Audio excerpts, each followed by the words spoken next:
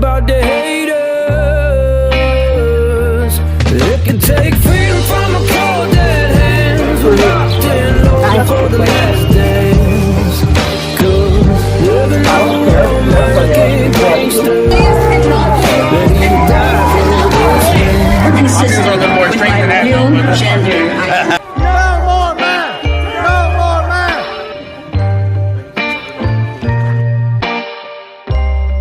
Ready to die for this land. Welcome to the Patriot Punkcast. I am your host, Chase Matheson, also known as the Patriot Punk.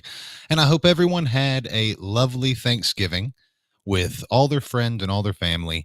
Daniel is not going to be with us tonight. He is having some issues. Family member is having some health issues. So if you would, please keep him in your thoughts and prayers. In his place, I have my co-host, Emery. She will be making some guest appearances in the background. So please, if you want me to replace Daniel with Emery, please smash that like button. There has been very little go on in the news this week. I mean, Manga seems to be being banned across several school districts. At least that's what the liberals are saying. We have a book banning expert on tonight. Air quotes there for the listeners on the audio version of this podcast. And we're going to break down exactly what's being removed and why.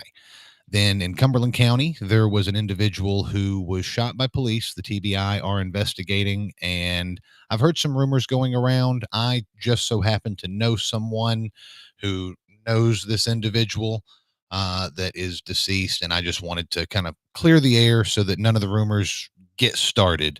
And then in Knox County, we had one county commissioner try to assassinate the character of another county commissioner for a load of bollocks, and you're going to find out what that's all about. And then, of course, you may remember a few weeks ago, we had an episode with featuring a young woman who has an emotional support donkey, and she saw the episode, and now she isn't crying as much, but she is trying to stall on us out of the videos and keep us from growing. So we're going to address all of that and some of the fallacies, and apparently she's blaming this show and one of our guests for the rise of Christian nationalism. So you'll get my reaction to that. And then if you follow the Tennessee Conservative, or if you're on Twitter and follow Tennessee politics, you've probably noticed that the Tennessee Faith and Freedom Coalition it seems that they've given control of their X account to a 12-year-old or someone with the mentality thereof. We're going to break it down and kind of look at how cringy their social media management has become, and just kind of how fake the whole organization seems to be. Little bit of note, some important things going on right now, especially with the holidays coming up. We are going to have a show every single weekend. Some of them will be pre-recorded, but whereas most podcasts take a break, we are going to do some extra work at the beginning so that you guys have entertainment when you get tired of watching Miracle on 34th Street. There are some reorganization meetings right after the holidays. January 4th, you've got Rutherford County. February, you've got Coffee County. I feel like there's even one next week. If you would, during the show, if you think about it, drop it in the comments and let us know when your reorg is. That is the best time we have to take control and replace some of the establishment Republicans with more MAGA people. We have a few new viewers from Jefferson County, so I want to say hello. There's a lot of East Tennessee news in this episode today, so hopefully you guys get some enjoyment out of that. We appreciate you watching. And if you are listening on Spotify or Apple after the show, please rate us, give us 5 stars so that we can be exposed to new people and that we rank higher in the search results. Like the stream, share the show with your friends because Tennessee is governed by all of the same laws. So even if we're not covering a story relevant to your county specifically tonight, there's a really good chance that the same thing is going on either in your county too, or it will happen in the future. It may have already happened. Before we get started, I am going to go ahead and introduce our sponsors. The first one of the night is Mid-TN Kirby. The Kirby Company has actually been around for 110 years as an authorized distributor. Mid-TN Kirby will deliver one right to your home, install it, show you how to use it. It will be the last machine you ever have to buy. It cleans mattresses. It cleans hard floors. It cleans the blinds, the TV, the computers. It even cleans the dog. And if you don't believe me, I will post a video on Facebook here in just a little bit. I actually think someone in the comments right now has a video of the Kirby cleaning a dog. And the best part is it's made in America with a lifetime factory rebuild warranty. So it's the last machine you ever have to buy. If you want to take a look at one, see if it's right for you, please visit midtandkirby.com. Click on the button at the top of the page, shoot us an email, and we will make sure it's right for you. When you get finished with that, please head on over to A State of Creative over on Facebook. This is the best place for you to get high quality, low cost furniture in your budget. They specialize in couches, recliners, sectionals. If you just scroll through some of their pictures, it's kind of hard on here, but they've got leather recliners, some really high end quality merchandise. This isn't typically your cheap fake leather or anything like that. And they'll deliver it straight to your home. If you mention Patriot Punk, the Patriot Punkcast, you will get an additional $50 off your purchase. And then last but not least, head on over to patriotpunknetwork.com. There you can watch all of our previous episodes by clicking on the Punkcast tab at the top. You can report corruption, sign up for our newsletter, check out some of the news articles, and even see an exclusive conversation we had with the recently indicted police chief, Bill Randolph, out of Monterey in Putnam County. All right. So now that I feel like I've talked you guys to death, let's get into the really exciting stuff. And I want to start off by introducing a longtime friend of mine, someone that I met very early in my rebel rousing career. And they are going to help us cover some of the stuff going on in West Tennessee. If we can get Cristy to turn her camera on real quick and her microphone. Cristy, welcome to the Patriot Punkcast. Hello. How are you? I'm good. How are you? I'm doing the best I can with what I have. If you could, can you tell everyone a little bit just who you are and what your claim to fame is? Well, I don't know if it's fame or infamy, but I was one of the 3 that was assaulted at an election commission meeting in Benton County. Okay. And for people who don't know, where is Benton County? We are just over the Tennessee River Bridge on the west side of Tennessee. Gotcha. The first county coming into West Tennessee, right? Yep. Now, did it end just at being assaulted, or are you still dealing with some of the aftermath? No, we are still dealing. We haven't been to court yet, but we got sued for making memes about the whole thing. Well, that and memes before, because we had some corruption going on in Benton County, and Nashville was pretty much responsible for it. And then afterwards turned a blind eye to some election faux pas. And so being a patriotic citizen, there was several of us, a couple hundred, that were going to the meetings and trying to make sure everything was run right. But it just all went south one day at one of the meetings. I'm pulling up something real quick on screen. For those of you just listening, I'm sorry, but on screen right now, you are actually witnessing the assault that took place in the election commission on September 23rd, 2021. This is security camera footage that we were able to open record request. Cristy and her mother were involved with in an assault. They were assaulted by the female Gina Beasley, who was at the time the Democrat election commissioner. And it's, don't get me wrong, nobody had any teeth knocked out or anything like that, but it was, it's not something you should have to deal with when you are at an election commission meeting. I mean, most people have never even been to one. So, and now you're being sued for memes. So I guess you are Tennessee's Douglas Mackey. So we welcome you to the show. And then our next guest, who I'm really excited to talk about because there's all sorts of Thanksgiving drama going on out in Knox County, is another return guest. And this is Miss Sherri Garrett. How are you?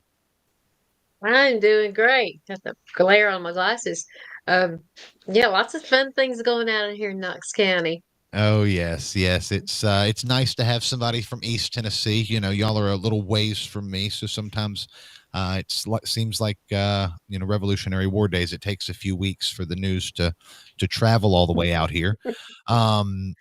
So before we get into the meat of the night and some of the news stories, there's a couple of things that I need to, actually, real quick. That was so rude of me. Tell everyone who you are and your claim to fame. Yeah, I'm Sherri Garrett, and like what Cristy said, I don't know if it's fame or infamy. Uh, pretty well known. I mean, if you ask the mayor if you mention my name to the mayor, he might roll his eyes, but he knows who I am. Um, I'm the vice chair of Moms for Liberty in in Knox County chapter. I have been involved in Empowered Knox, formerly Knoxville Social Dissidents, and with Tennessee Stands Coalition. We were the Knox County Coalition, as well as Knox for Liberty. I'm the website designer and the treasurer of Knox for Liberty here in Knox County. That's pretty cool. I know you guys are struggling out there in Haslam country sometimes, but well, real fast, before we get into the meat and potatoes, I do want to tell everyone that we are actively looking for sponsors. As you can tell, we've gone to 2 shows a week. We're thinking about maybe even increasing that more as the legislative session kicks off. If not, we might actually go down to the legislative session and do some more man on the street interviews. So please sponsor the show. Help us do that. We're not going to get any sponsors from the Tackle app or from any of the big name. We're not going to take any money from Pfizer.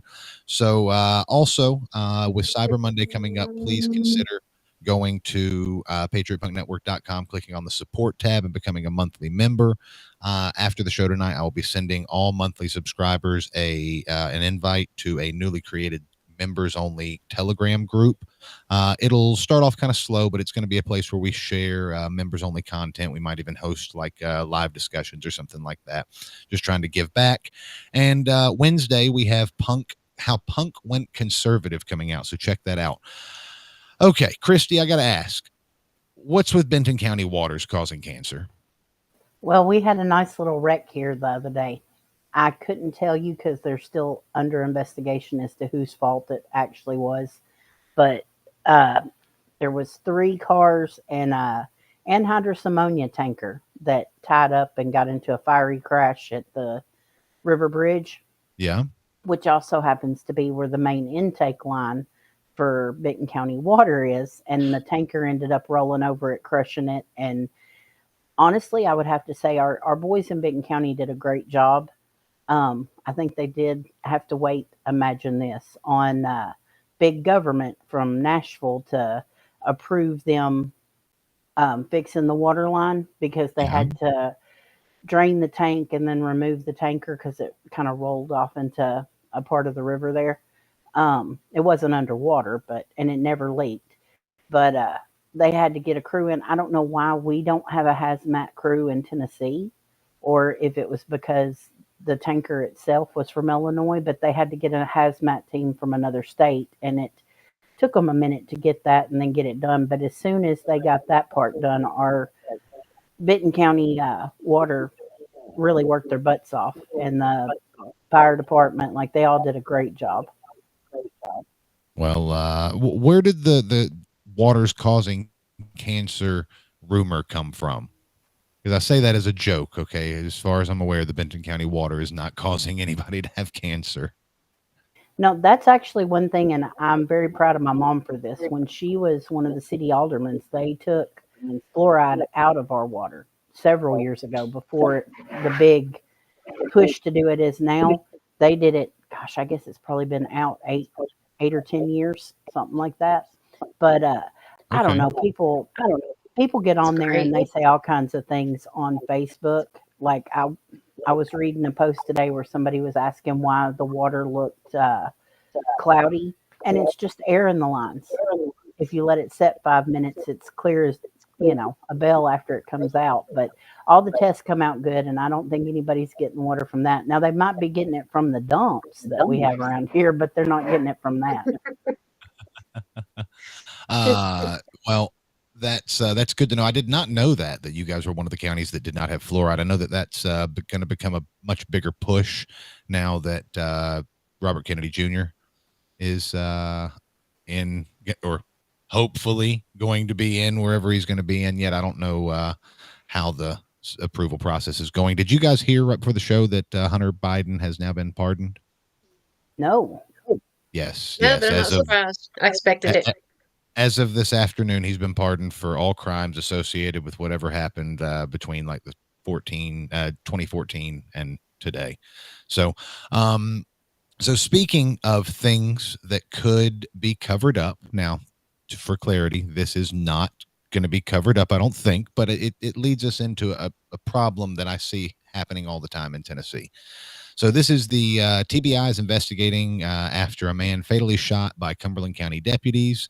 The Tennessee Bureau of Investigation. Let me see if I can make that any bigger for you guys. Here we go. The stupid ads. If you notice, the Patriot Punk Network will never have pop-up ads like that. It's ridiculous.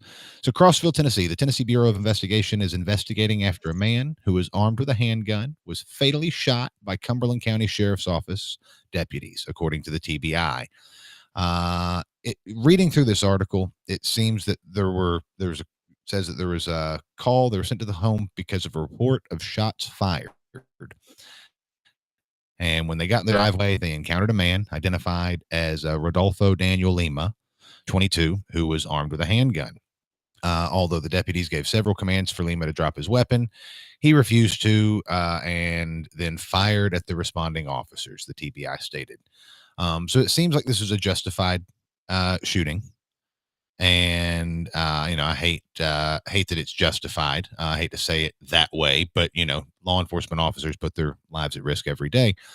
But when people read the name, Rodolfo Daniel Lima, especially with everything that's been in the news lately about Venezuelan gangs and all of that stuff, I had already heard people saying, was he a foreigner or something like that?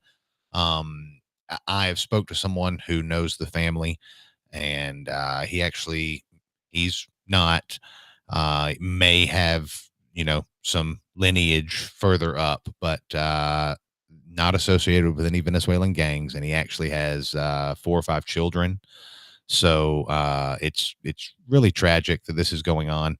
And the biggest issue, obviously, it sounds justified, but unless the TBI willfully discloses it, you will never see the body camera footage. And that is something that that I think is problematic. Now, I wanted to talk about the open records. You ever had to submit open records requests, either one of y'all? Yes. Yeah. Are they forthcoming usually with records? No. No. They bring it down to the wire too. I mean, down to the very last second if they don't go over. Yeah, they'll give you 7 days, or if they go over, they'll just go over by 1 so that it's not worth you fighting. Or they'll just make up, like I'm dealing with in the 13th district, they'll make up some random made up excuse. Well, one of the things codified Or they charge you an arm and a leg. Yes. Itemized breakdowns. That's what I always ask for. And the biggest indicator that they are charging you something arbitrarily is that they have it ends in 2 zeros. That's the biggest indicator that it's that they're just making up a price. But TBI files, all of their investigative files, are forever privileged. I mean, I think you might get it after 70 years. It's like the Kennedy files. The TBI is also the investigation or the agency that investigates public corruption. And I just don't think that that's a coincidence. And I'm wondering if you guys have heard any effort from anybody in your circles on opening up some of the Tennessee public records laws. I mean, obviously, we're not asking to see the test answers before the test is given. We're not asking to even see open investigative files if the case is genuinely open. A lot of these cases, they just say they're open so that they don't ever have to release the evidence. Have you guys heard any discussion anywhere? No, I think we need to be hearing some discussion. I mean, you're talking about open records. I mean, the manifesto from the school shooter situation in Nashville, that's right there is what first comes to my mind. Mm-hmm.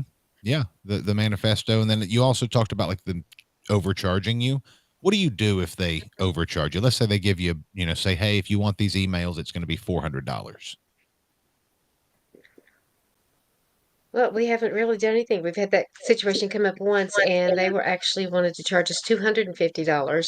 The claim was that we were asking for the restorative justice program in the school system, information about that, and they sent us a 30-page document and then said anything more that was going to cost $250 because it was an hourly bill. Okay. So we have asked for more information itemized and have received nothing.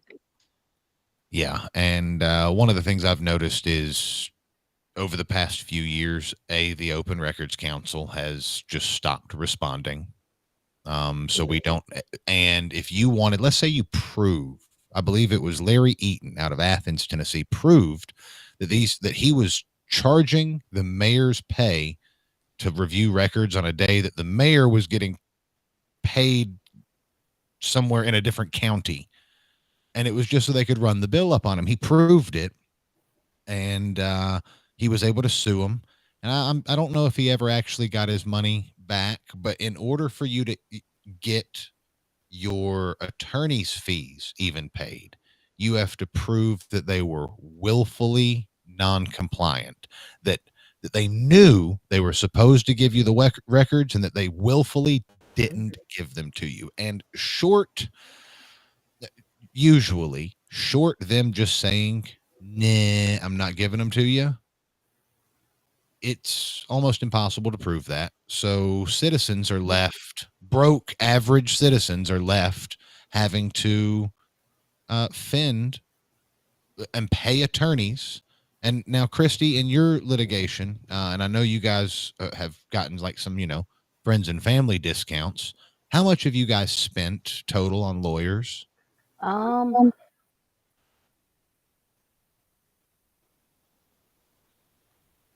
close to 15 at this point. Yeah, $15,000 because you made memes and were assaulted. Now, these memes were about public officials and had to do with matters of public interest. It wasn't like you memed, them burying their dog or something like that, right? No, it was all in relation to the meetings that we were going to and to what was going on in Benton County at the time, because they did a hostile takeover of our election commission, and RINO Nashville installed who they wanted in there. Yeah. Well, speaking of election commission issues, we actually have this other story. This is from Smoky Barn News. I don't know if you guys are you familiar, Cristy, with Smoky Barn News? Yeah, I've seen some of their stuff.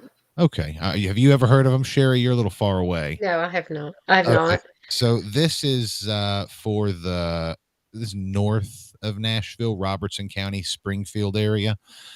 Cross Plains Vice Mayor questions the integrity of November election results in his city.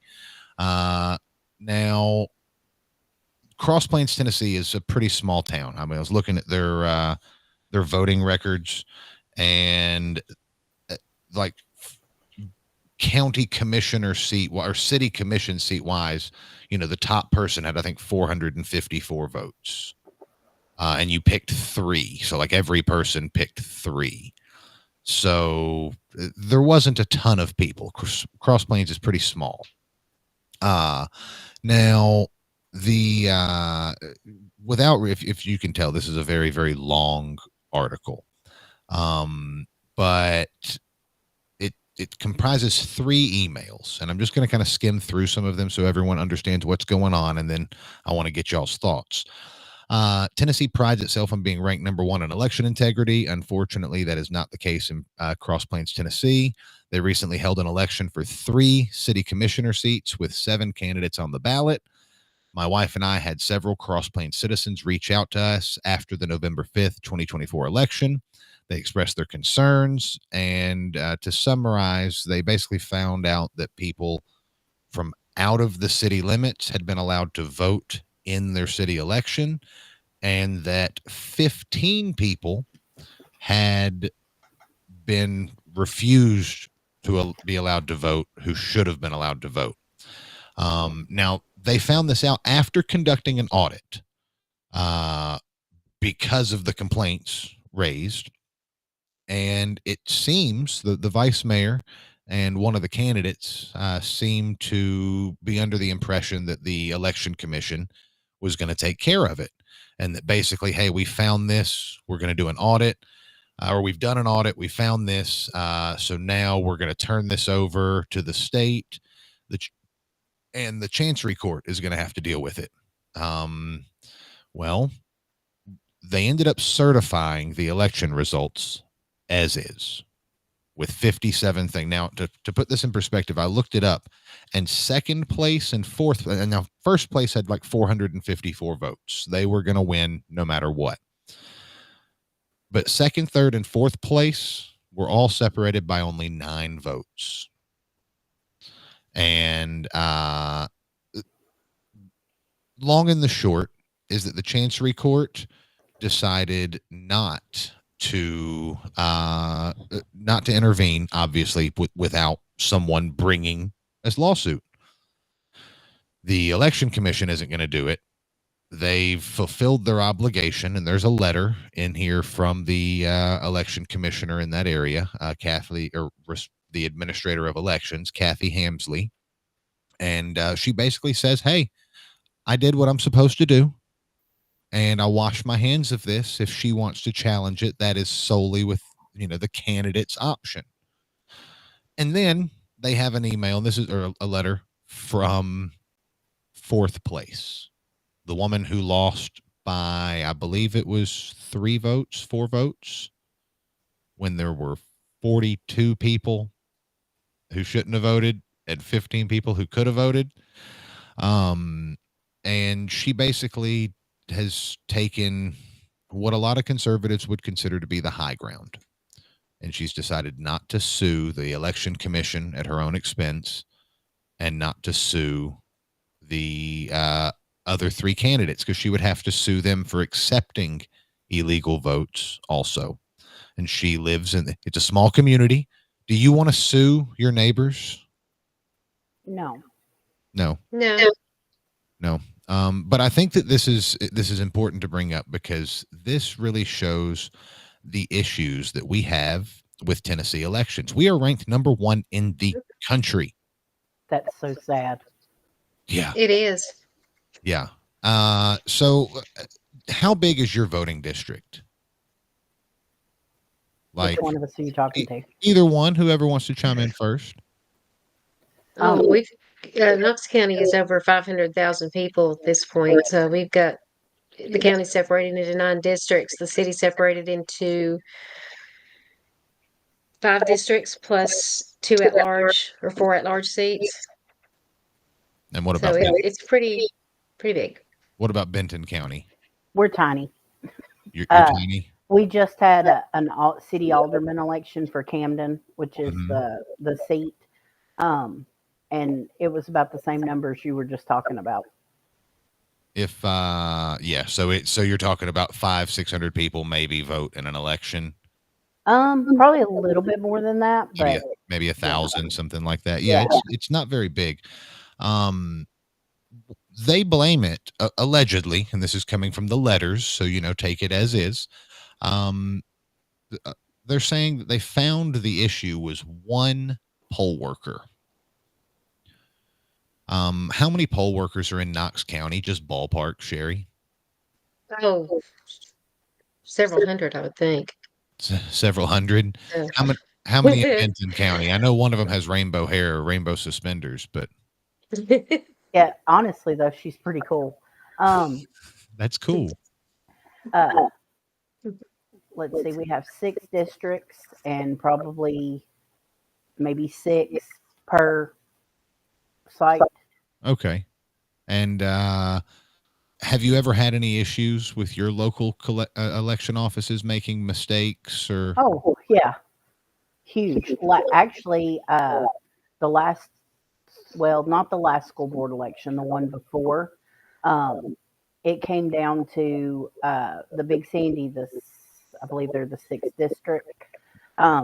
It was like 3 votes difference between the incumbent who ended up winning and an American First candidate. that was just in it for the kids. And that was the polling place where we had like 3 out of the 6 that ended up running out of ballots. They had to reprint more. There was some people that were told they couldn't vote when they were they were all good. You know what I mean? They had voted in the very last election. There's no reason why they couldn't have. There was just several little things at this point. There's just been so much. It's hard to even keep track unless I make notes. And Yeah. Yep. And what about Same here. We've had machines break down and, machines breaking down, not really running out of paper, but the biggest issue was the machines and the long lines. That's pretty much it. It's mainly with the machines and the fact that walking into some of the polling places, especially during early voting, they glance at your ID and don't really look at it. Yeah.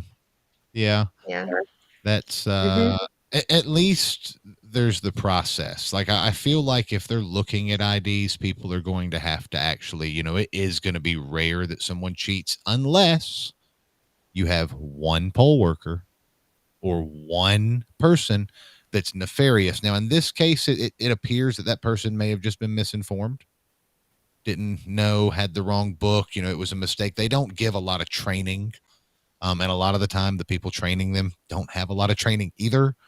And it's really like the administrator of elections parroting whatever he was told by Nashville and doing his best. And I even in Benton County, I kind of feel that way. Don't get me wrong. Y'all's election commission was about as messed up as they come, but people's party affiliation wrong on sample ballots, people left off, the wrong sample ballots being hung up, all of that in the same election when there's only 5,000 people or whatever it is voting in it. So, but when I see this happening in all of the smaller areas, you know what that tells me? It's happening in the big ones too. We just aren't hearing about it or it's being done in districts where there aren't a lot of Republicans, because in the big cities, there's a lot less people to watch Republican polls. So, it's easier to hide it in the larger counties, I think, than it is the smaller ones. Yeah. Because there's so many people, it's like almost having too many cooks in the kitchen. And we have an administrator who, before the election, he went to the county commission and spoke about the elections coming up and when it was, but his attitude, he said in the county commission meeting, he was sick and tired of hearing people questioning the election integrity. Yeah. And his attitude towards those who were questioning it it was atrocious. Yep. Yep. We got a little bit of a delay on going on right now, so we apologize for the viewers on that end. But I do want to go ahead and step into this next thing, because I actually see Scooter Fi has already commented about it, and that is Manga being removed from some of these school libraries. Now, this is from Screen Rant, and the reason I'm sharing it from Screen Rant, let me close out this ad right there. The reason I'm sharing it from Screen Rant is that's what the Tennessee Holler shared. So they must be a reputable news site. And in the wake of sweeping manga ban, U.S. readers are left worrying over the industry's future. Now, on October 27th, let me pull this up so you guys can actually read it. Let's see. Oh, my goodness, there's so many ads. On October 27th, 2024, 2 districts in the state of Tennessee called for the removal of various manga titles from school libraries. The series, among which are the beloved franchises like Jujutsu Kaisen, and I'm probably pronouncing that wrong. Please comment and make fun of me for it. My Hero Academia and Attack on Titan were deemed inappropriate for children. They go on to talk about, I believe, the Wilson County School Board, because they just removed 400 books all at one time. And then they also discuss, for people who don't know, manga is like Japanese comic books, basically, or Japanese form of art. It's not all Japanese, but that's kind of where it got its start. Cristy, do you want to give us an actual definition? Well, That's what I would call it. Is just it's a style. It's the way they draw them. It did originate in Japan, but there's a lot that are made all over the world now, and there are some that are very risque. But in those titles, my youngest used to read the My Hero Academia. Like she had the posters all over her wall, and I can promise you, any of the ones that she had nothing in it that. I mean, I guess some of them can be a little violent because they do tend to kind of. Well, I mean, it's like a comic book. You think about it, Spider-Man could be deemed as violent. You know what I mean? Or Batman, or so it's like that. But there are some dirtier ones, and I would agree with the ones that are showing nudity. That those probably should not be in schools. But a lot of these that they're, trying to say are being banned, I don't get it. So, Sherri, I feel like you are the one that told me that there is a specific one called Classroom something. Classroom Assassination, and that's a graphic novel series that depicts very violent. It's not sexually explicit, but it does depict a lot of violence. But it's on classroom classroom shootings, school shootings, that type of thing. And it's Wow. based in. My son has read that one. He loves it. He's an adult though. Yeah. But it depicts the teachers are aliens, and they have to shoot and kill the teachers because they're aliens.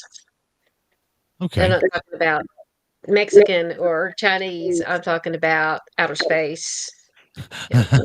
Yeah. Yeah. Kind of see the movies. So I was never a really big manga fan. I had a friend who was, but it's grown in popularity. It is probably one of the most popular forms of reading actual books that kids do now. And I had a criticism of Rutherford County. They've basically gone through and found a list of 150 books that were on one of the like, I guess, rate a book list, and they removed all of them without reading the summary. Now they're removing them, and then they're going to review them and put the ones back or put them in an age appropriate section. And I feel like they're just walking into a trap, because what's going to happen is they're going to find one book out of the 400 or 3 or 4 books that aren't bad, that are, like you said, Cristy, more like Spider-Man. They might have 2 drops of blood, and that's why they got a 2 on the gore scale or whatever it is. But overall, they are going to then use that to paint everyone who wants age-appropriate material for kids to be some kind of a bigot, book banning. Now, the headline of this story, okay, we just have to bring this up, okay?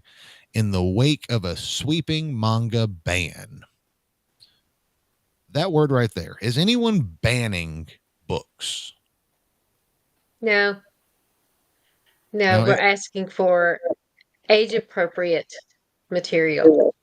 Some of those are fine for kids, for under 18. Some of those explicit ones are not. And you're Nobody's not even banning. You can still get it at Books A Million or Barnes and Noble. Order it online. Order it from Amazon. As long as you still can get it, it's not banned. And are you pushing for criminal prosecutions of parents who allow their children to read manga? No. Okay. So there's absolutely no not. There's no we real wouldn't do that. Yeah, so there's no real ban.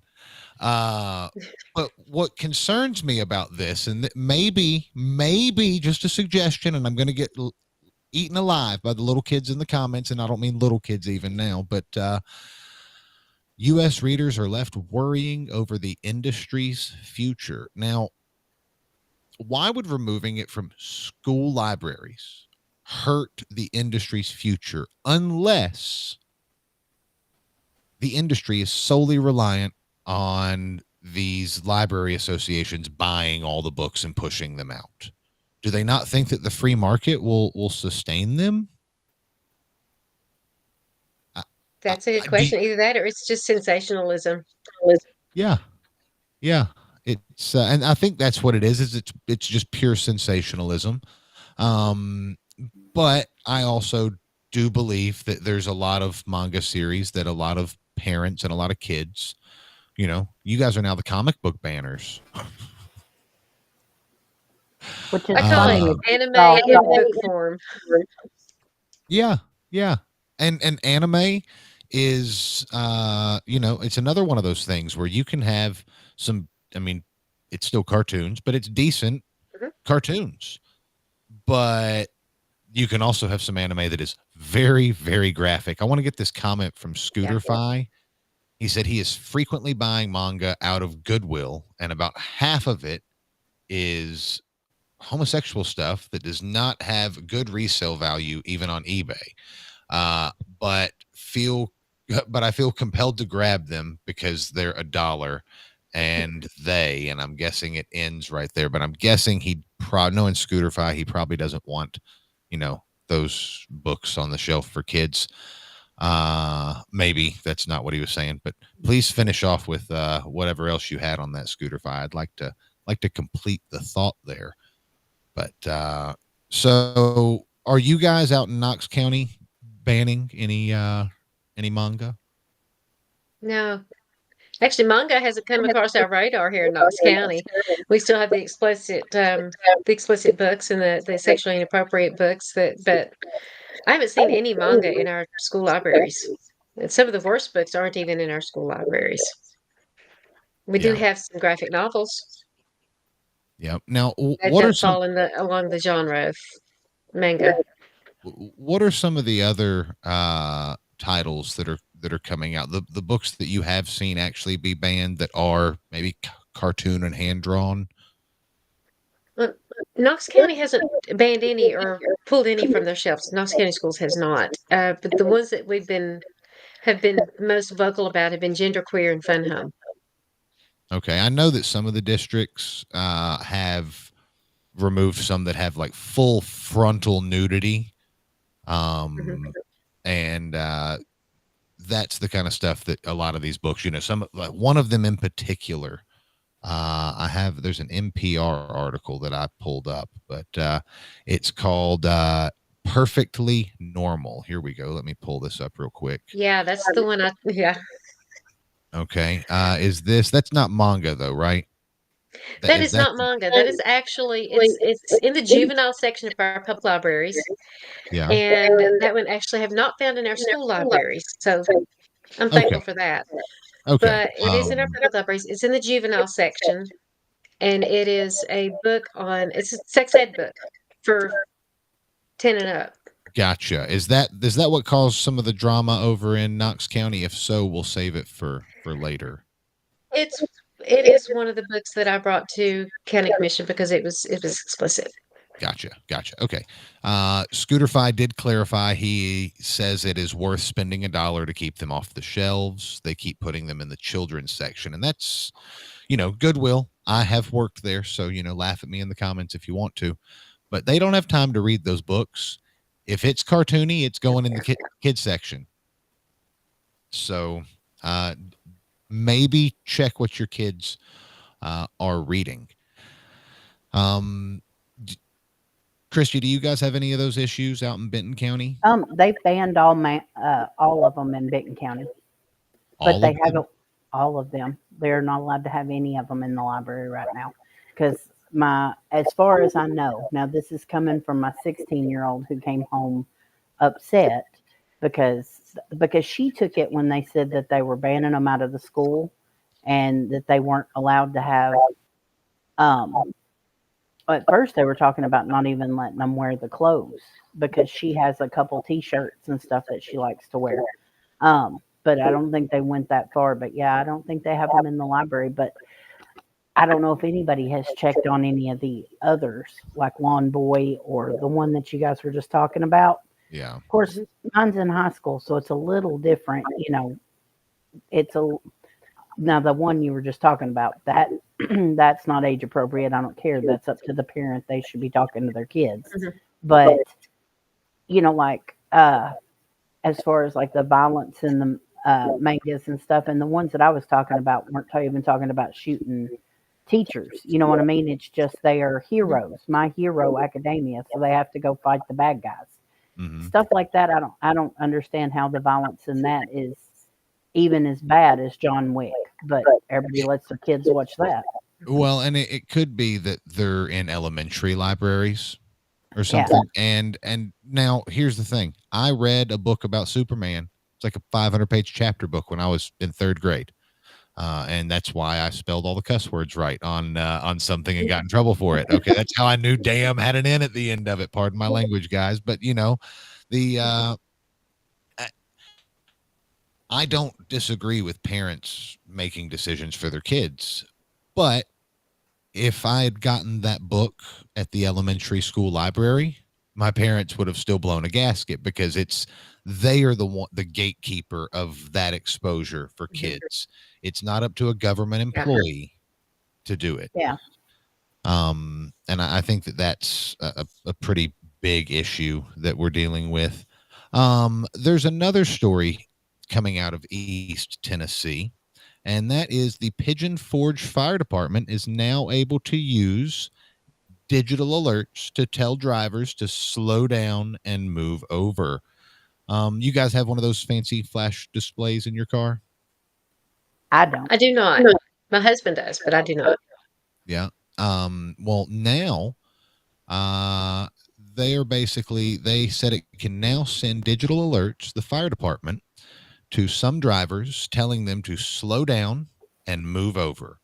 The Pigeon Forge Fire Department has said it has equipped its fleet with HAAS Alert Safety Cloud digital alerting, meaning that more drivers will now receive alerts to slow down and move over directly to their vehicles.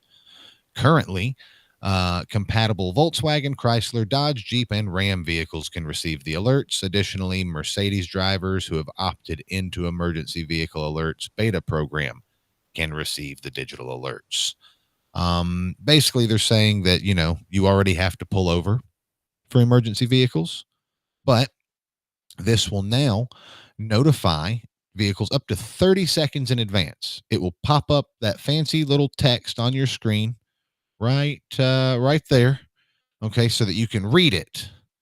Now, never mind that if you're driving through Murfreesboro at rush hour, you might need to be using your GPS to take a right-hand turn. This is going to completely block that.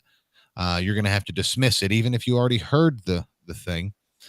And it is against the law in Tennessee to pick your phone up and support the weight of the device while reading it.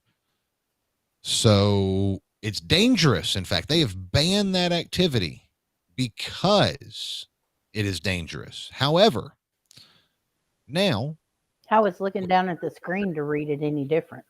Well, you're not holding it in your hand, but there is a, several ton fire engine with sirens and lights and traffic, and you're trying to get over. And now, how long before these things like shut your vehicle down and just move you over for it?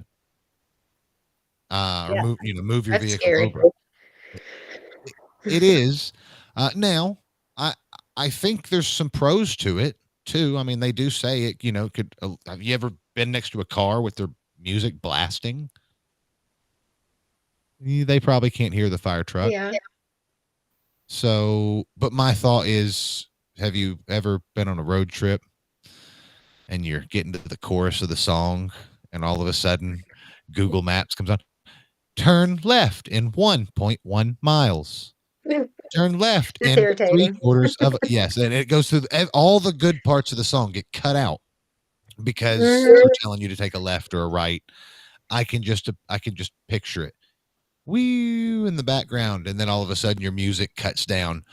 Fire truck ahead. Meanwhile, you are stuck in the McDonald's parking lot, waiting in the drive-through, waiting on your Big Mac, and trying to listen to your jam on your lunch break. Meanwhile, every 20 seconds, you've got an alert going off in your dash because this fire truck's going down the road. I just feel like lights and sirens were probably pretty sufficient. Yeah. To me, it is. I mean, Yeah. not one that jams my music super loud, but having something come across the screen, if it's a verbal warning, whether it's a verbal warning or just something flashing across the screen, it's a distraction. And having another outside force creating another distraction, because now you're going to be distracted in the rear view, distracted in the front. And ultimately, I don't care. I think you should be able to do whatever you want to while driving, provided that you don't hit anyone. And if you do hit someone, then it's your fault. You know, that's the simple way around it. But if they want to come in and tell me that they're going to fine me and imprison me if I don't pay the fine for not wearing a seatbelt in the name of safety, then they don't get to send flashy stuff across the screen in my car. Right. You know? So all in the name. Therefore, we get the constitutional aspect of all the safety requirements, and then now these warnings. Yeah. Well, how long is it before, they shut your vehicle down? And I know that yes, it is conspiratorial. But no, it's not. They've literally asked Elon Musk to shut down someone's Tesla who was using it in the Ukraine war. So they already want to use that technology. Have you ever been accused of a thought crime, Sherri? Not yet. Although, if somebody could get into my mind, they would probably accuse me of a few thought crimes. Well, I'm sure We're that getting into the Minority Report here, but yeah. well, I'm sure that between the liberals that you've upset and some of the rainbow moms and stuff like that somebody has falsely accused you of, during COVID. We've all committed thought crimes. And I've been called a bioterrorist. Grandma killer, right? Yeah. What about you, Cristy? Have you committed any thought crimes lately, or just meme ones? Both.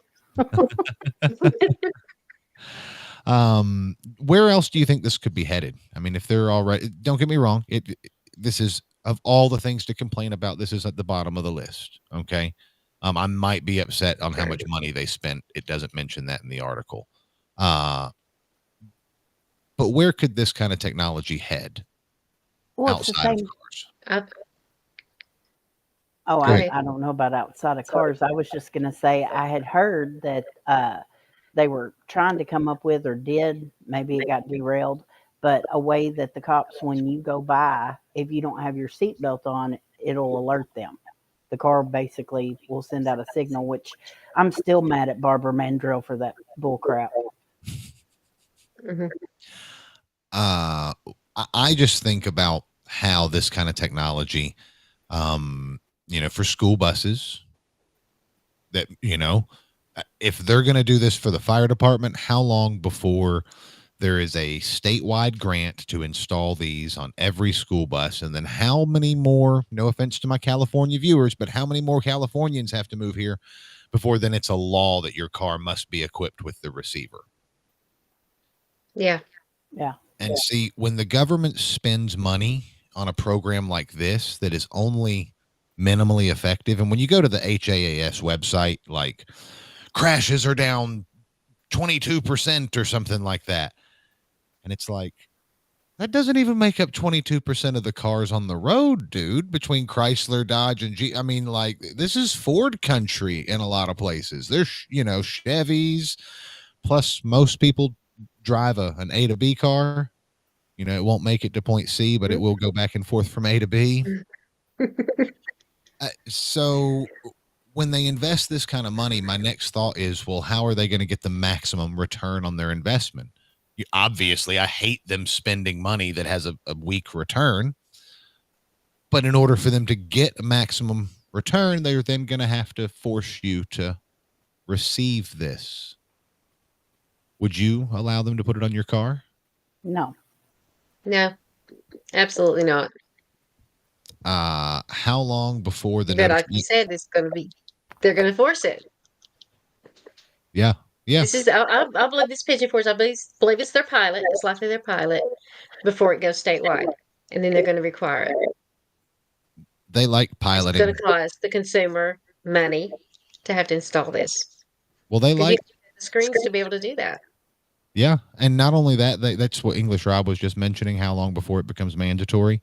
And there's, Middle Tennessee drives Nissans, so they might not be getting it for a while, not until Nissan, starts working with them. But I just think that you mentioned the pilot program. Knoxville area likes pilot programs. They're, have you heard what they're doing with the wastewater? Yeah, Have you heard about that, Cristy? I've heard about No, that. please tell. Okay, so you know how during COVID they started to test the wastewater to find out who was spreading the Rona, who was the worst super spreader. Yeah, UT was the worst. They were doing it at UT campus. Wow. But you knew they were doing that right back during COVID, like testing the sewer Sure water. did. Yep. So now they want to do a pilot program to test wastewater for drugs, including schools. Now, ask your daughters, how many kids use the same bathroom at a school? All of them. Now, they're in Knoxville. They probably have a few more bathrooms in some of the bigger schools. Yeah, they do. But Benton County's small. There's not, but probably 2 or 3 bathrooms in each building. I know that there is one in one of the buildings, but you're right. 2 or 3 is about. Yeah. So it's out of that many students, they're going to now, 2 kids at this school been smoking some reefer. Time to run the drug dogs through there. They can't even keep the kids from vaping at our high school. So the teachers stand outside the doors and won't go in. So yeah. You guys have vape issues in Knoxville? Same here. Yeah. Yeah. Well, back vaping, smoking. Back in my day, it was kids were dipping all in high school. That was just, the kids are going to find a way. That doesn't mean you don't try to stop them, but I don't think you need to go so far as to be testing the wastewater in the bathroom. So we covered that a little bit more on the show, I think last week. So now I wanted to kind of get into, let's see, we got the Manga ban, Knox County Commission meeting. Okay, so oh boy. Should I start off with playing the video, or should I just let you kind of explain it? Let me start with the context and kind of explain what you're going to see. Rhonda Lee is my county commissioner, and last year she proposed a resolution to protect children, to protect the innocence of children. It failed last year. She brought it back again this year with the caveat that we would pull county funding from any organization that supports the sexualization of children, such as pride parades with children being present and that kind of thing. We have 2 organizations here in Knoxville that Knox County supports. One is Visit Knoxville, which is a company that the hotel motel tax generally goes to that, and tourism. They're all about tourism and bringing people here. But they donate to or support Knox Pride, which produces their Pride Parade. Muse Knoxville is a museum for kids from 6 months to 10 that they have now a poster in there that talks about gender identity and orientation. So if you want to go into the videos at this point and with the resolution that she had introduced. So I'm going to start off with the Larson J attacks Rhonda. All right, Here we go, guys. I think I got my audio sounded. Let me make sure you can hear this. Real offense to coming here because in 2019, Commissioner Lee, you represented and defended in court Eric Elliott, convicted of 2 counts of raping a child, age 15. So if it's okay professionally, you go represent child rapists. Don't come lecture us now on child protection. Okay, so that seemed pretty rough. If it was hard to hear, because I understand the volume was a little low, basically what he said is you defended this person who was accused or who committed child rape. So don't lecture us on protecting children. Do you want to tell everyone what she does, or you just want me to let her respond? Let her respond, and then I'll go from there. Okay, here we go. Now, this is her response, and I have to say that Miss Rhonda seemed to handle this pretty spot on. Did you call me? Okay, yes, thank you, Madam Chair. I need to address Commissioner Jay on his comments. First of all, I didn't represent Eric Elliott. Second of all, I represent a lot of poor people in this community that are of every race, sexual orientation, not because what they're charged of, I believe that's okay to do. I've represented first-degree murders, gangbangers, drug offenses, rape, not because I think those should be legal, but I do believe in our Constitution, and I do believe everybody's entitled to representation, and I do believe that the government should be responsible when they charge somebody with a crime. So I don't apologize if I have represented somebody in a rape case. That was not condoning rape. That was making sure to protect their constitutional rights. And by the way, all the people that I've represented on rape cases are poor people. So if there's anybody here who has a problem with poor people being represented, then we have a problem in this county, in this country. So that's all I got to say about that. Wow. Yeah. Like I said, I think she handled that pretty well. She's, up until recently, she's been our only conservative county commissioner up until the elections in August. We had now two more solid conservative county commissioners. But Rhonda Lee is a public defender. Okay. So she's one of them lawyers she's making the big money.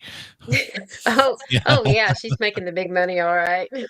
Yeah. For those of you who don't know, Tennessee typically caps the amount of money that or maybe not public defenders. I think it's the lawyers that take the PR cases on. But if you are in the business of taking care of the poor, broke people, you do not get a lot of money for it.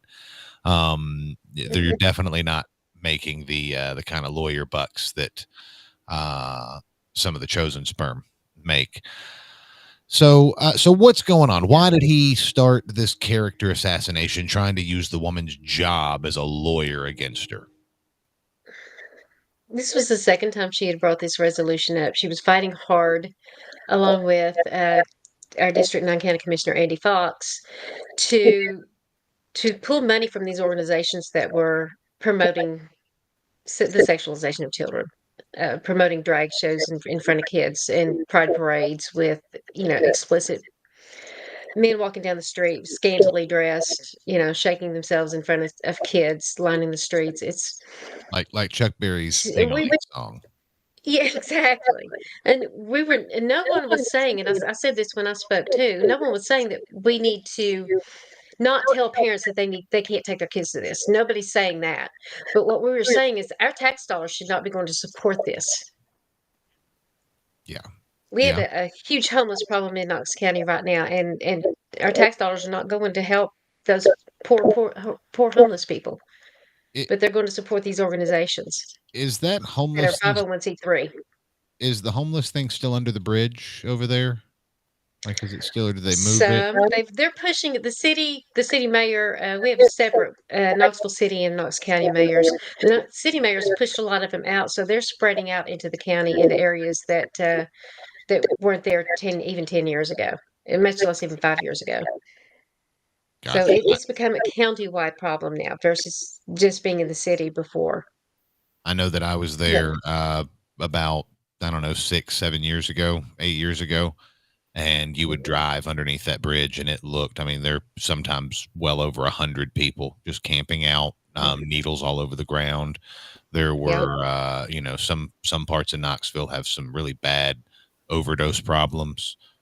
I knew somebody got his car stolen out there, like went in to go get cigarettes and came back out and his car was gone. It happens. Apparently the cops told him that he was an idiot, that it happens from that gas station almost every night. And it's at a certain point, you're like, well, wait a minute. And you guys hadn't stopped it. And Yeah. I think that just goes to show that they have a lot less control over these towns and cities than they think so. What about this book? Was this book that you brought up earlier? Was that part of the? That was part of my presentation when I spoke to County Commission about supporting Rhonda's resolution. I brought several books from the public library that were accessible in the juvenile section. In Knox County, the library system, the way it works is if you have a minor who has a library card, the parent is required to choose which level of books that their children can check out. It is juvenile, teen, and adult. And I put several of the juvenile sections that had explicit full frontal nudity. This one was the worst. This was the last one I showed because not only did it show full frontal nudity, it also depicted sexual acts. So heterosexual as well as homosexual. Content warning for any of the parents watching. There's an image right here, the travels of the egg. And again, it does seem like it's targeted at kids to teach them thing. It's talking about sexual activity, which I don't think a 10-year-old needs to worry about, he explains.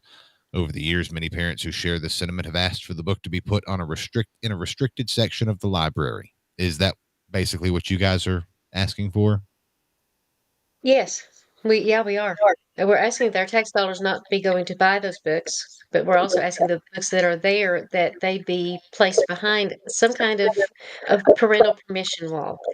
Either only a parent can check it out for their child, or they need to have parental permission specifically to check out that book. Yeah. I don't think that it's probably, there's only one picture in here of the book, and this is an entire article about the book, which is pretty good indicator that they can't show you pictures of the book without you formulating an opinion. How do they buy these books? So that people who might not understand, how do they actually buy these books? Do they buy them in giant books? Do the publishing or giant like sections or batches? They typically get them in batches from book companies.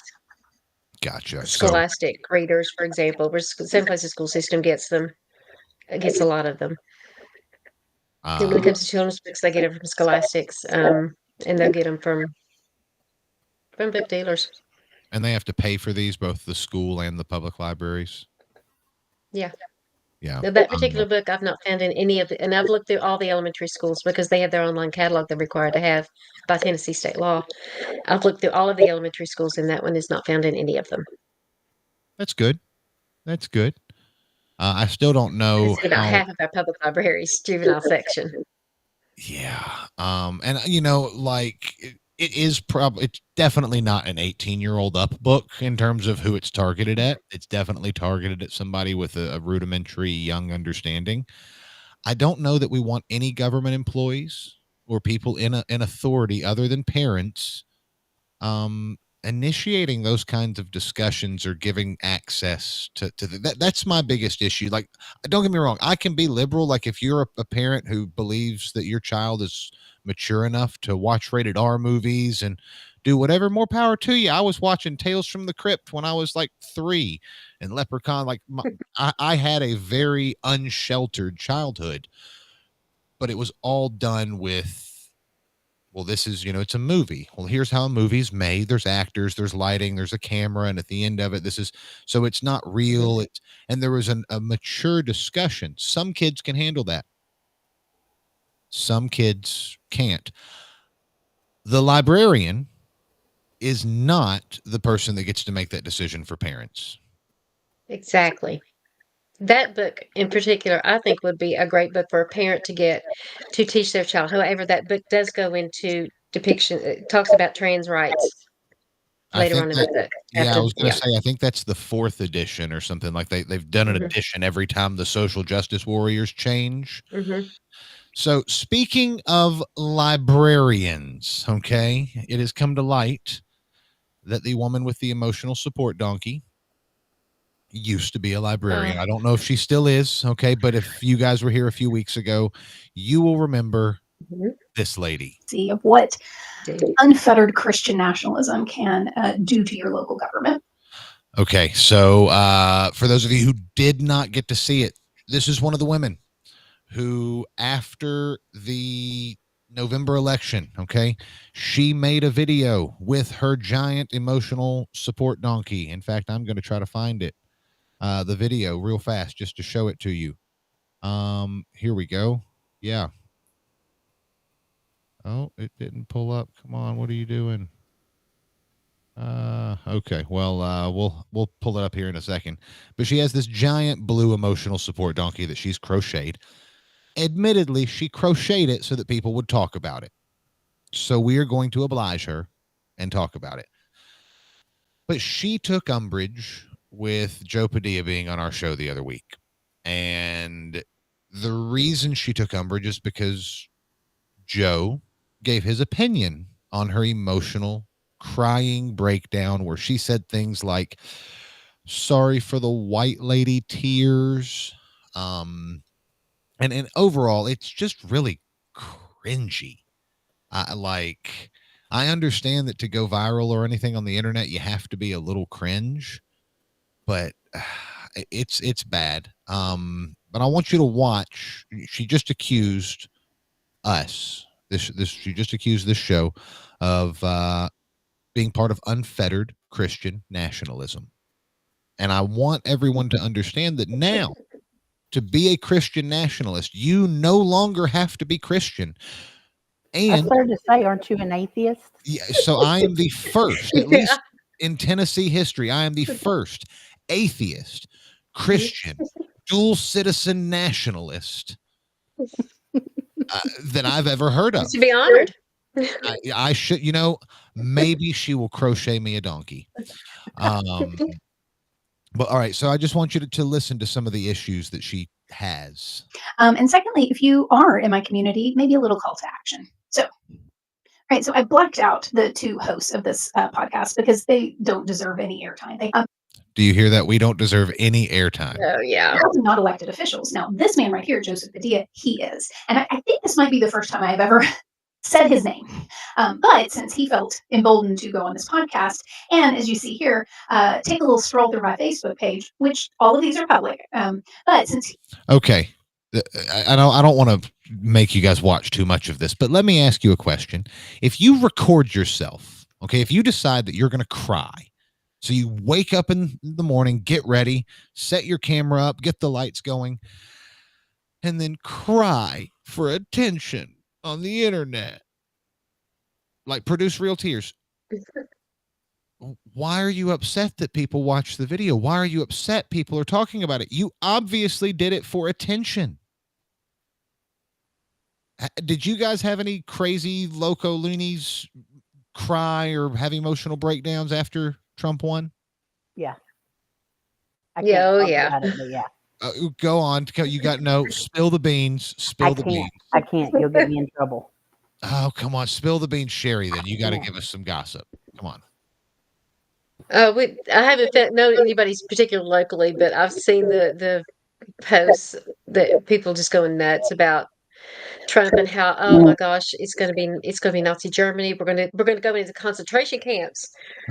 I mean, just the level of fear that these people have it's just unreal.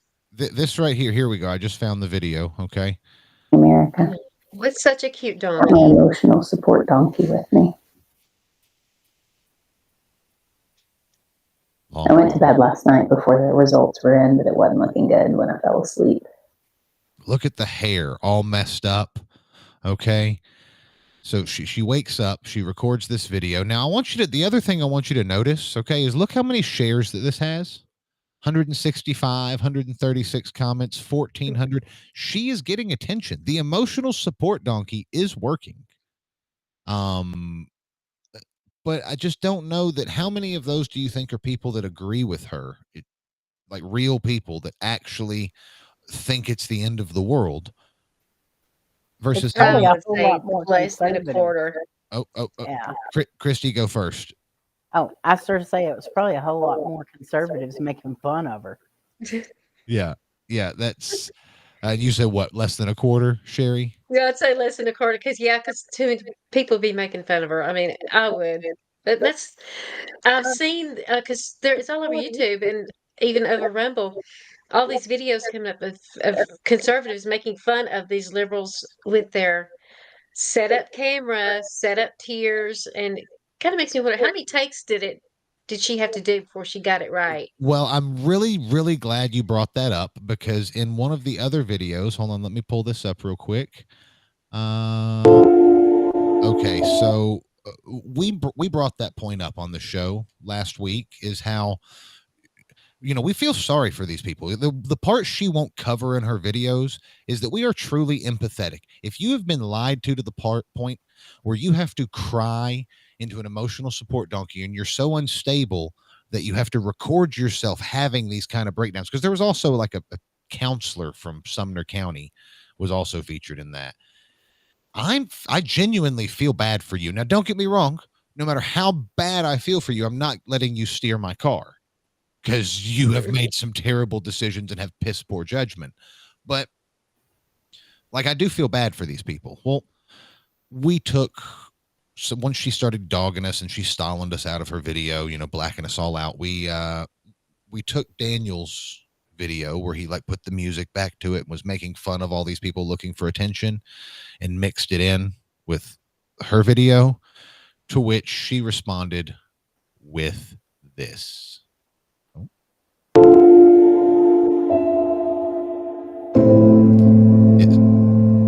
It says on the screen, "Moms for Liberty is trying to get me fired for standing up for my queer kid." Can I just talk about the way she just did her head there? That is attention. Oh, well. So hold on. It's fake like that. She was just like. I mean, I'm not kidding. I do think that the local Moms for Liberty chair is trying to get me fired, but we'll get into that later. That was acting, which again, we'll also get into that later. Just to recap. My school board representative, the one that's supposed to represent me and my public school child, went onto a conservative podcast and essentially made fun of me by name and likeness and Facebook page and video and gave personal information for 20 solid minutes. By personal information, okay, he said this crazy woman lives in his neighborhood and got mad because his truck was driving down the road. If that's personal information, then good God Almighty, that Susan Wartburton fart lady from Lebanon, she posted a picture of my address of my house on Twitter, all because I published somebody's voting record or something along those lines. So, I mean, like, it could be worse. I promise.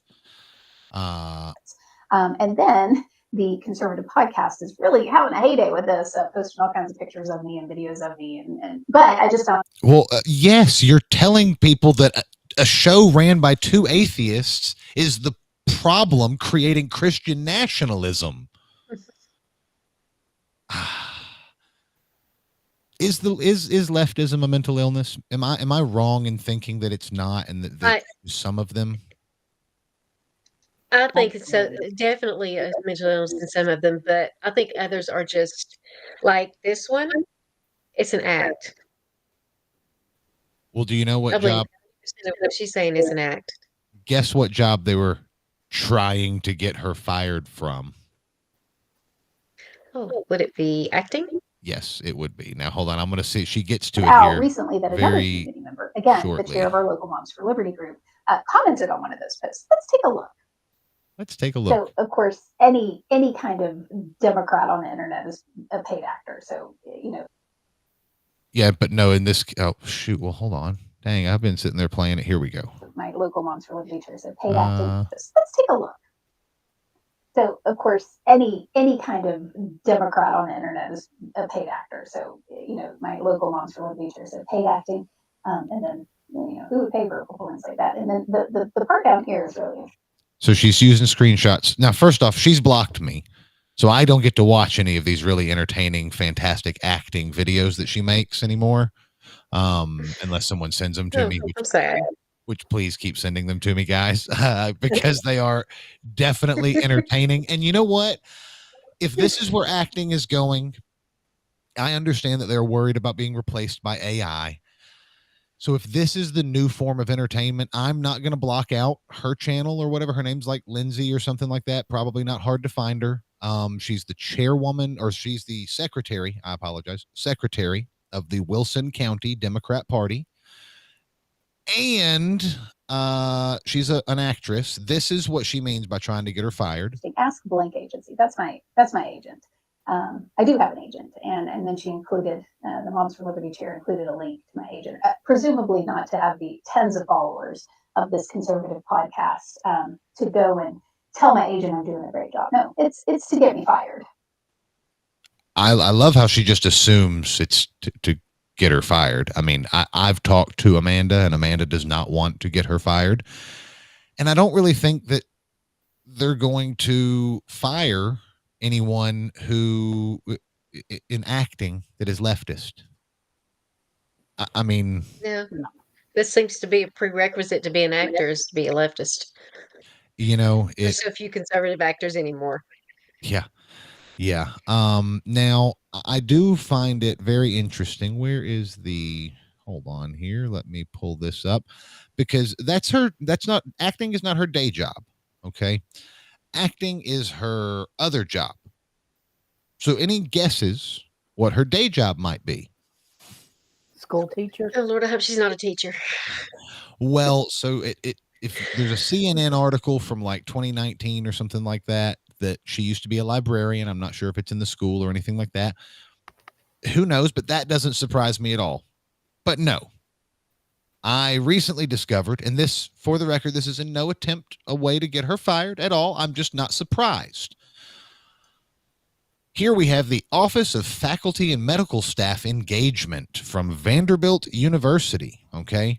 Now, the first thing I want you to look at, okay, is look at the wide range of diversity among this office staff. Okay. This is the most diverse group of liberal white women I have ever seen in my life. And here we have her senior program manager, faculty appointments and promotions. Guess who ain't getting a promotion? At Vanderbilt. So I imagine, and this is pure speculation, but that position, faculty appointments and promotions, sounds like the DEI gatekeeper. Yep. She's not getting fired from that job. No, there ain't. And I don't want her to. I do not want anyone. I don't either. If they're doing their job and they're good at it. But I just think it's really funny that, some of her videos, she mentions that she only feels comfortable telling white women what to do. That's the group she feels comfortable telling what to do right now. And it's just so funny, have you noticed how liberal white women have taken over the role of the most oppressed people? Yeah. No offense, because y'all are white women. Like, what did y'all do to the liberals? I've done a lot. Apparently I've done a lot too. I'm a bioterrorist, remember? Oh yeah, and a grandma killer. That's right. Yeah, no, go ahead. Oh, I thought somebody was saying something. I've got my co-host here popping up trying to say hello. Let me see. Where is the oh, yeah, of course. So I just don't know what we do about this. She's obviously in some kind of a position of leadership. She's on the Wilson County Democrat Party. How do these people get leadership positions playing the eternal victim? Maybe because they're so good at playing the eternal victim, they're teaching others how to do it. That is, I guess, if you can find a way to duplicate yourself, that is the first key to success. I've also heard a term, Schrodinger's feminist. Now, are you familiar with Schrodinger's cat? Okay, so Schrodinger's cat is basically there is a cat in a box. Okay, Schrodinger, and Until Okay. you open the box, the cat is both in the box and not in the box, and only snaps to this true reality once the box is open and you observe it. Has to do with the observation effect. Well, Schrodinger's feminist is they are both empowered and victimized at the same time until it becomes evident which one benefits them the most, and then that is the role they assume. And that's I really think that the left is full of nothing but Schrodinger's feminists. Yeah. Yeah, I agree there. Speaking of his cat, though, I think I see him behind you. Oh yeah, she's she's just chilling there for a little bit. It's Found okay. a spot. Now I have to pull something up real quick, so I'm trying to open this up in a new tab here. Come on, hopefully I haven't been blocked yet. Nope, haven't been blocked on Messenger or on Twitter. I am blocked on Facebook, but there is a conservative group, we'll call them, that has gone, I guess, off the rails. Have you guys noticed how many Republicans are just not Republicans? Yes. Too many. When did this first become like obvious to you? 2020 County Commission. Tell everybody a little bit about what happened. We started going to county commission meetings every month, asking for them to. We had a board of health that was out of control. They had all the power in Knox County to mandate anything and everything, masking. They were closing bars and restaurants. They were closing businesses. I mean, they were doing the same thing in Knox County that Governor Whitmer was doing in Michigan, for example. The county commission was the only entity that had the power to neuter their power. They could either make them advisory or they could just completely do away with them altogether. Their power came from the state law. But because it was instituted by the county commission, they could dissolve it. We started, it took us 7 months. Every month we would go to county commission and literally beg them to stop what the Board of Health was doing. And there was always some excuse. It was constantly being voted down by a majority Republican board. We have 11 members on our county commission. 2 of those at the time were Democrats. So we have 9 Republican county commissioners. And not one of them would vote to get rid of the Board of Health. Yeah, that's COVID, I think, was kind of when that popped up for me too. It was, you don't get me wrong. I was not happy with the 2 weeks to slow the spread. Okay. But it was just an ask.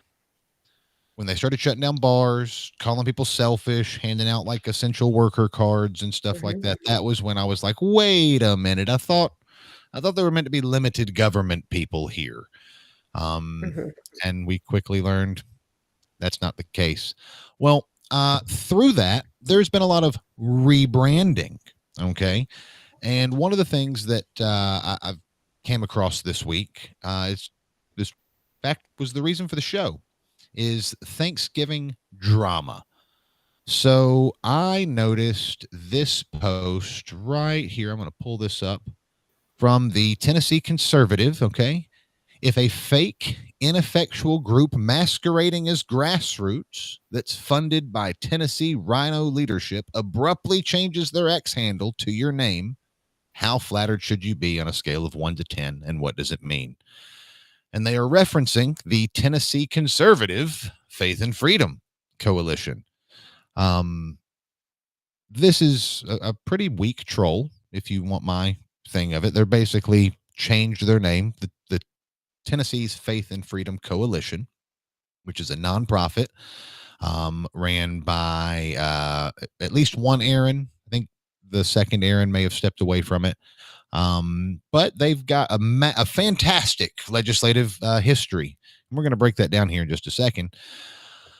Well, first off, do you think it's very mature for one conservative agency to change their Twitter handle to the same name as a news agency that they don't like? No, it's unprofessional It's at the unprofessional. very least. It, But it's the way I described it is, well, let me read. Cristy, what do you think? Oh, it's absolutely unprofessional. That's the kind of trolling that I'd do. Okay, so like it's not a bad idea. So we're gonna. I get it now. I think it's pretty weak. If you're gonna do that, do the Tennessee Holler.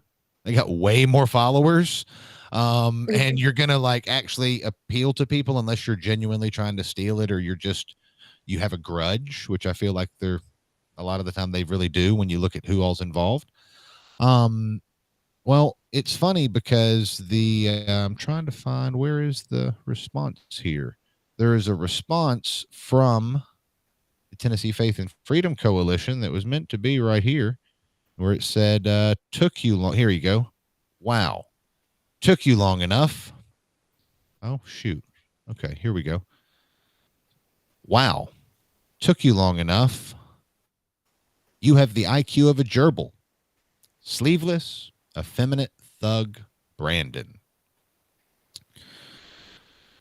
Now, real quick, have you guys ever ran into like a 12, 13-year-old kid who just learned some new cuss words and really wants to use them, but doesn't understand how they go together? You know, real quick, there might be a little content warning here, but I'll try to keep it clean.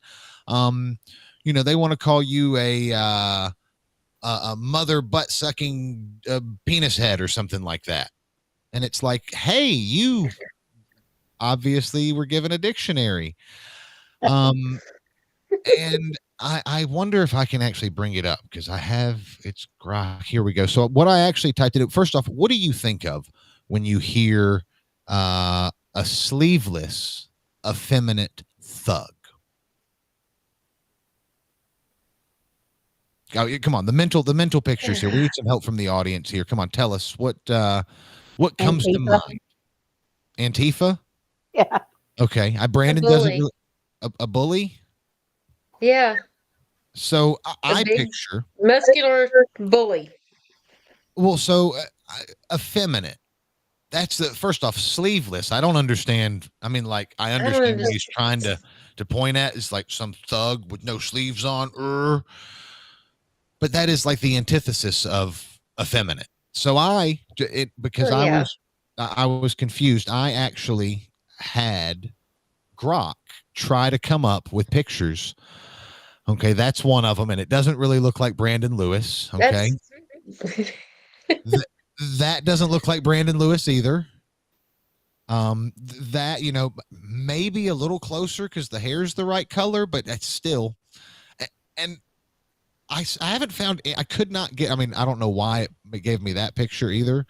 But when you're looking at Grok, like it gives you a whole bunch of masculine-looking people. So either Grok doesn't know what effeminate means, or the insult makes no sense. The other thing that I have is I picture it's going to be some like real tough, rugged biker guy with a leather vest on, and I left mine off today because I don't need emotional support things. But I feel like it's going to be some biker in a leather vest slapping people with their purse. That's what I picture. These people's insults, I've noticed it lately. Okay. So first off, do you guys know who the Tennessee Faith and Freedom Coalition are? Yes. Do you, Cristy? Not really. Okay. Just what you told me about earlier, which wasn't much. So give everyone, Sherri, if you would, just what you have experienced with them. Tennessee Faith and Family Coalition, or Faith and Freedom Coalition. It's an organization that it's basically almost like a PAC. It's a nonprofit organization that raises money, but they are involved heavily in politics and getting out the vote. What I have seen with them is they have heavily supported people like Jack Johnson, Becky Massey, and they seem to have a vendetta against Brandon Lewis and Gary Hubble. Because I've seen that post in regards to what they're saying about Brandon, but I've also seen them attack Gary Humble, especially over the school voucher. But they're heavily supporting, and I think I've said it before in a couple of posts I've had in response to something they posted, is that they need to be careful about who they're supporting, because those people they're supporting are not conservative. So to put things in perspective, I actually have a tweet pulled up here. They were they say a good game. They preach a good game. Okay.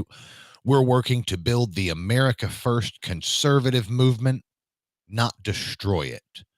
We like the Republican Party. It brought us Lincoln, Reagan, Trump, and the overturn of Roe v. Wade. The director of Tennessee stands in Michelle Foreman's campaign and Gary Humble, despite this recent tweet, and despite his recent platitudes, has always hated Trump, the GOP, and MAGA. See just one bit of evidence of this and obscenity. And they've posted some of them from Tennessee stands. It's an inappropriate meme. I don't necessarily have loyalty to any of the organizations, nor should you have complete unfettered loyalty to any organization. But your comment in here says that you continue to support some of Tennessee's, some of the worst Tennessee RINOs, Becky Massey, Jack Johnson, Cameron Sexton. When you go to their website, oh, not that one. Where is it? Here we go. 165 wins to 0 losses. Now, Sherri, you've been in, this grassroots activism, fighting dirty books and all that kind of stuff for a while now, haven't you? Yeah. Okay. How 4 hard years. is it? Going to 5 years. How many successful pieces of legislation have you got passed? Very few. Got the Inappropriate Materials Act passed, but very, very few. It's been a constant battle. Yeah. This group, if you go through their press releases, and the first time I ever heard of them was, I think, 2022. They were heavily involved with the red flag special session. And when you look through, they criticize people who oppose the voucher plan.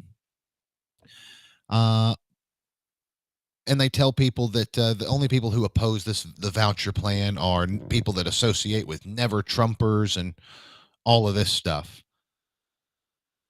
And you can just tell by the way that they word everything that they're being dishonest. They're being intellectually dishonest, just like the leftist librarian with the emotional support donkey who is saying that the atheists are responsible for the Christian nationalism.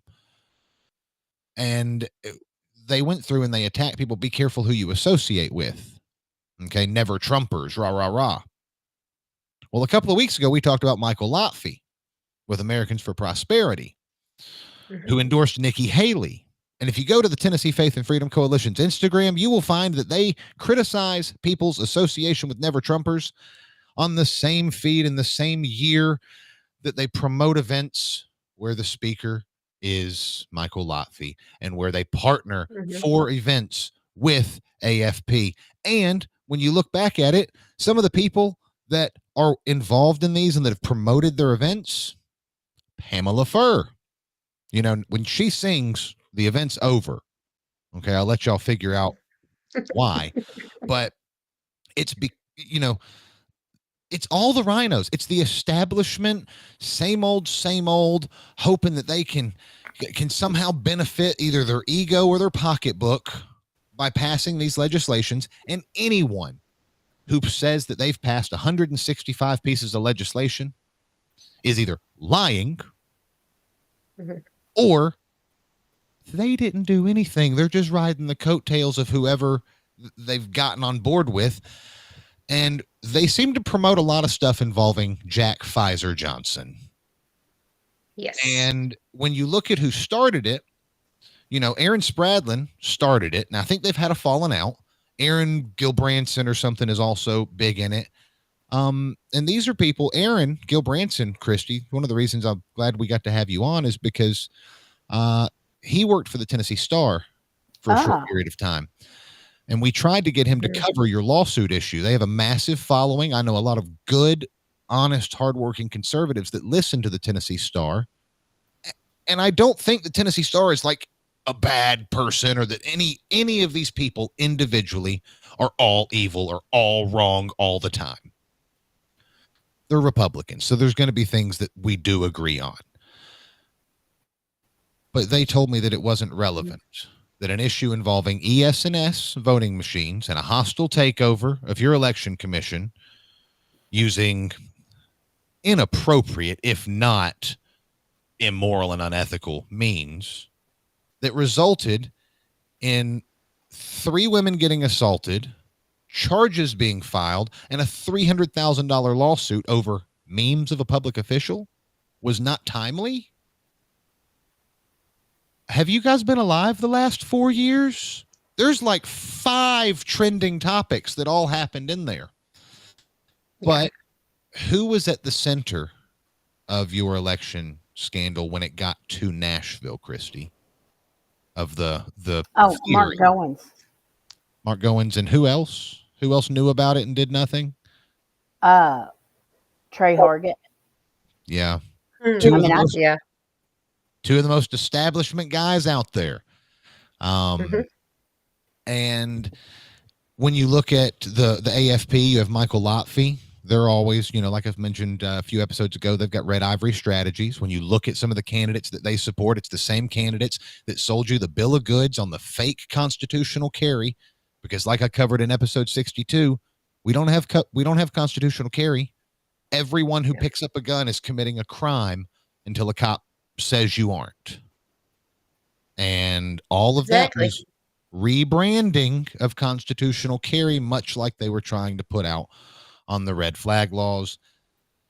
And I don't know about you guys, but I'm just getting so tired and so sick of it and so frustrated with all this crap, all the being lied to by people who are meant to be on my same team, being called a white supremacist by Republicans. How do we take it back? How do we get these people out? The biggest issue we have is the voter apathy. It's people not getting out to vote.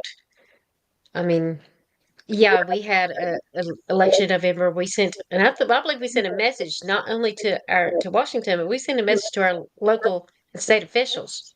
We're tired of this whole agenda, that including with the Republicans. But here in Knox County, I think it was last year, we had one of our elections didn't even make double-digit turnout. We had less than 10% turnout in Knox County. But until people are willing to get out there and vote and make their voices heard, we're not going to be able to do much about it. So one of the things that I've seen, and learn it from 2020, if you want to believe any of the results, take a page out of the Democrat strategy, is give people reasons. Like I tell people, I will not help you get elected. Okay, coming on my show will probably not help you get elected. It might help. It'll help you reach people. It will help people get to know you better. But unless you are an electable type of person, long form podcaster where you're going to learn, the truth about people. But what I can do is, if you give me the right information, I can expose the other people who shouldn't get elected. And I think that when you look at 2020, if the votes were real, and again, after seeing what I've seen in Tennessee and the insecurity of our elections, it is at least plausible that more funny business went on than we even know about. But assuming that it didn't, just, put that aside for a minute. The only reason that they can argue they got that many votes was because they convinced enough people to hate Trump enough to not vote for him. It wasn't that people liked Joe Biden. It was that they hated Trump. So if you're having trouble getting people to turn out to the polls to vote for someone, get them to go out to the polls to have them vote against someone. I did have, because I've lost my index cards, I don't know if my co-host stole them. I did have something that I just thought of. Jefferson County, if you're still watching, okay, you guys did a fantastic job. I noticed one of your school board members made an announcement that you are moving your work sessions after this week Starting next year, your work sessions will be on a different day of your school board so that they can last longer and that they won't, you don't have to just go through the motions. And I know from investigating a lot of them, if they happen on the same day, it's all staged. And you're also pushing the times for both of them back to 6:30 consistently so that more people can be there. That is fantastic. Whoever made that motion, you guys need to thank them, because that is one of the first counties that I've seen do something recently that transparent. So do you guys have any final thoughts maybe on the Faith and Freedom Coalition and the school choice bill, or just anything we've talked about tonight? I do know the school choice bill. I'm concerned about it. It's not something I support as it is written right now. I have been told that it's already been changed, that there have already been, I don't know if the amendment has been, if it's been rewritten or if an amendment has been added.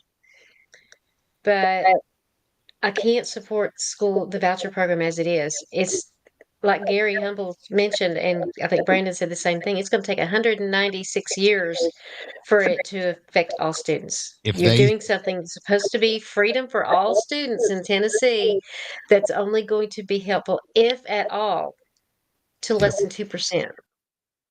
Yep, and that's assuming Can't no population growth. We did an episode on it, I think episode 60. Yeah, that's I also don't like the bribes, but I can tell you they've spent tens of millions of dollars over the past few years on all these different elections. There's a lot of special interest people that stand to make a lot of money, maybe get some more high paying jobs on the Hill just to be available. So there's going to continue to push for it. And it's going to be one of those things. Don't trust them. They've got to the point with me after calling me a racist. Oh, we have another co-host in the bottom there too. We after calling me a racist because I don't support the voucher bill, like you said, as it's written, even though I'm open to some form of competition-based education if they can provide a good idea, trying to be reasonable, and they don't. They just come at you with petty insults. They say you have the IQ of a gerbil. And I think it's just really important to note, because they do insult people and say, like, no one watches this podcast or anything like that. We got 30 people watching right now. And the one thing that I wanted to say is thank you to everyone watching, because if you're watching this podcast, then you found it through grassroots. Okay, hold on. Let me go full screen real quick here. If you're watching this podcast, you found this podcast through natural grassroots exposure. Okay, I have not ever once spent a single nickel on advertising. Meanwhile, groups like AFP have ran 550 plus Facebook ads, some of which they spent over $1,000 on. To this day, the Patriot Punk Network has spent exactly $0 on any online digital marketing. We have printed up one set of business cards and I've handed them out at rallies and at events. I've made my own t-shirts, but it's people like you watching, listening, reading the stories, who are sick of the bollocks going on in Tennessee, who have helped this show grow. And when I compare the views on non-sponsored posts and just organic reach, we have a much better reach naturally and organically than a lot of these groups. So that goes to show that you do have true power and that we can absolutely demolish these people with just a little bit more support. We can make them completely irrelevant. So, Cristy, do you have anything you want to final thoughts touch on, manga related maybe? Well, I was actually going to go a little closer to home there. You were thanking everybody. I just want to say thank you, because through all the stuff we went through, you were one of the few true friends that supported us all the way to now, when we're getting ready to finally go to court. And people don't understand, you do this on a shoestring budget, so any amount would help you. I was actually climbing. I was 20 foot up, 18 foot up on a ladder using a chainsaw yesterday on a hill, cutting topping trees that had, and some of the limbs that I topped were 25 foot tall. And I'm doing all of that literally just to continue to keep this show alive. Because when I needed it, for a lot of people don't know this, and I'm going to go into it more on one of the Wednesday shows before Christmas. Okay. We're actually going to go through the very first time I was ever on a podcast, but I used to be in aerospace, and I spoke up. In fact, Pamela Furr helped me organize the very first anti-lockdown protest. Before she was mad that I was an activist about COVID lockdowns, but, I lost my job in aerospace as a program manager, as a senior program manager, all because I stood up. And when I looked to the media, to people like Pamela Furr, 99.7 for help, to, hey, get me some publicity. Maybe somebody will offer me another job or do something. Abandoned, crickets, ghosts. Yeah. The entire reason I started the network was because I saw the way they treated people like Adam and you. And I took it into my own hands. If no one else will cover it, then I'll have a place where at least the little person's voice can be heard. It might not get heard by a lot of people when it first comes out, but it will forever be on the internet where you can find it and bring it up later on. So, where can people find you, Cristy, if they want to learn more about how you were assaulted? If you look up my Facebook, it's Cristy, spelled Cristy, Baldwin. I have a pinned comment at the top that shows you the memes I'm getting sued over and gives you a basic rundown of what's going on. I put updates on there, but there hasn't really been anything to update for a minute because we're just waiting on the court now.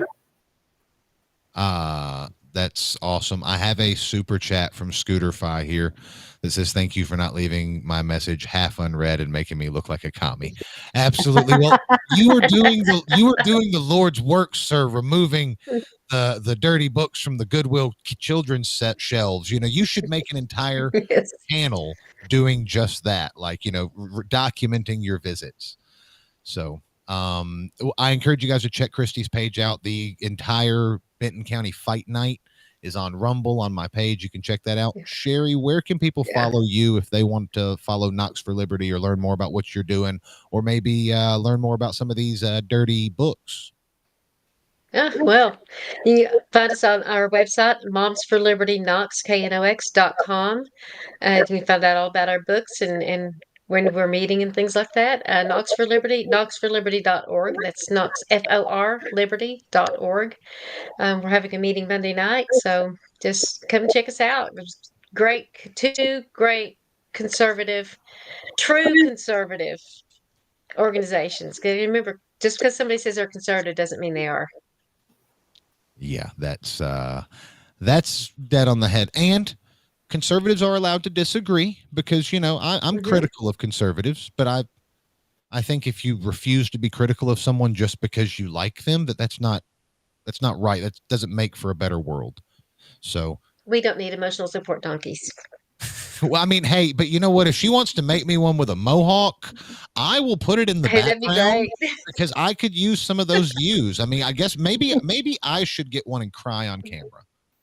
I don't know. Maybe I could pretend to be an emotional support elephant. She's using a donkey. It's Democrat. maybe. Well, I don't know. It's what a world we live in. If you had told me 5 years ago that I would be making fun of people for literally recording themselves crying with an emotional support donkey, I would tell you that was satire. But yeah. Welcome to America, guys. Let's see. There's a couple other things I do want to finish off with. We are actively looking for more sponsors. I'm trying to get a few more so that this show can continue to sustain itself. Guys, I don't have massive donors like some of these nonprofits do, giving millions of dollars, or parent donors or anything like that. Scooterfi right there just like quadrupled the amount of money that I've earned all month.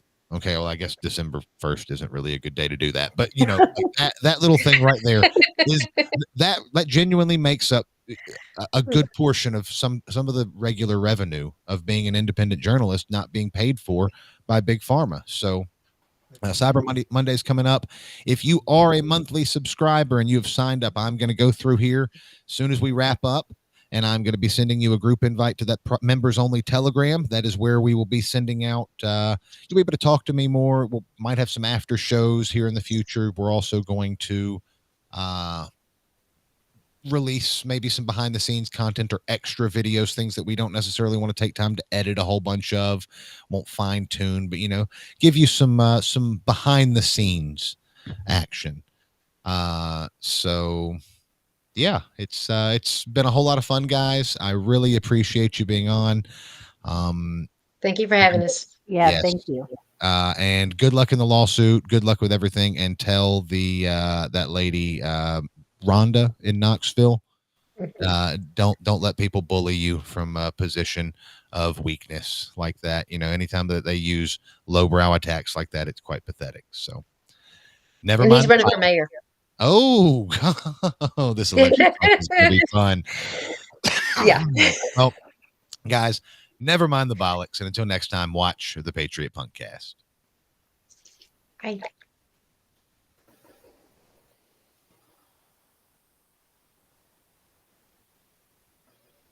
Are we off?